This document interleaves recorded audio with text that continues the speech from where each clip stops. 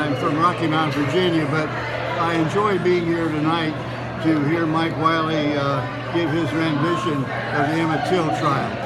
And he did an excellent job because I was there and I covered the trial.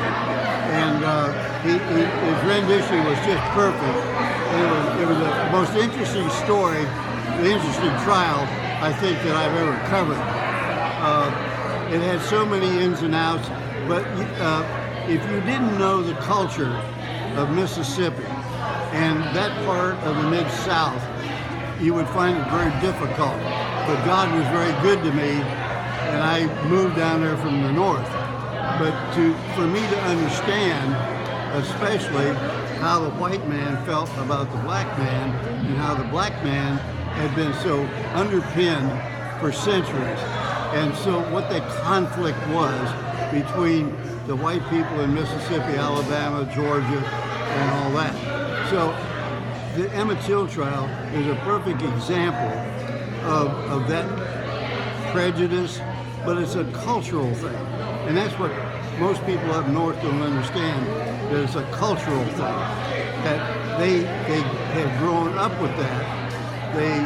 That's all they knew. And so they were more open about it then, whereas up north, they're more quiet about it.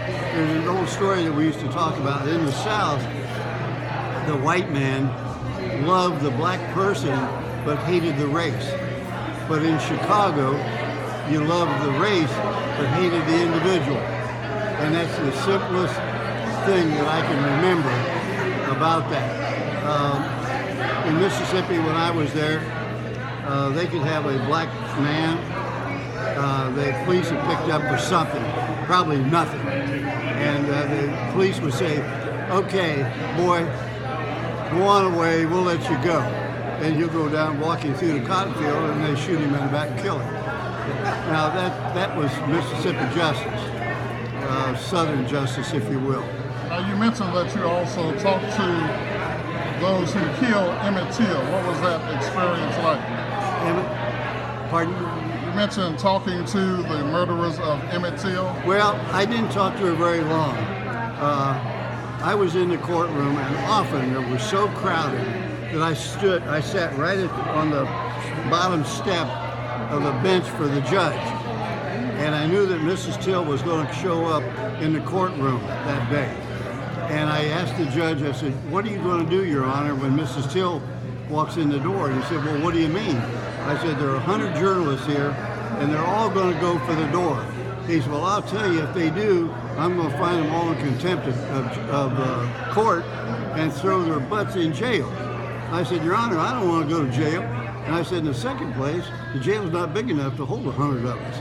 I said, it's not very good public relations to want to do that. So I said, may I make a suggestion to His Honor that if Mrs. Till walks in there, I'm going to be the first one that's going to get up and run. I said, I would suggest to His Honor that if that happens, you might just bang that gavel and call a 10-minute recess. You know, I don't know. So it wasn't about 30 minutes later, here she comes. I start, and I look back at him, and he looked at me and banged the gavel and called a 10-minute recess.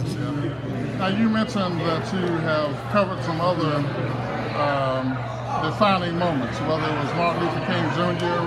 I'm sorry. You mentioned that you've covered some other defining moments. What are some of those other moments that you've covered? Rosa Parks on the bus boycott in Montgomery. She started the bus boycott by not getting off the white section. And I found out she was being fingerprinted, so I shot the picture of her being fingerprinted.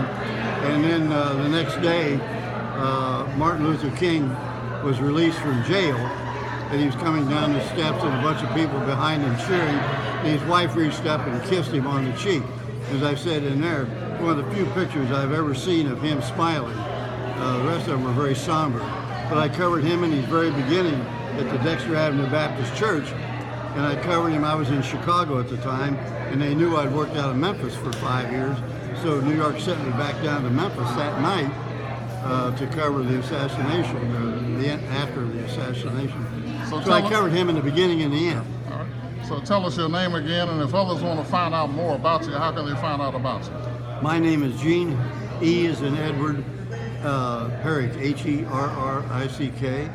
You can go online and put my name in and put Associated Press after that. And as Mike said, there's one place you can go that I'm one of the 10 photographers of the civil rights era that my pictures have gotten so much use.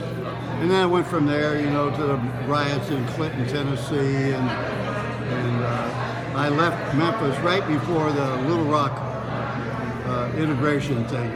They sent me to Minneapolis to cover work there. I appreciate your time. You're welcome. I appreciate your honor.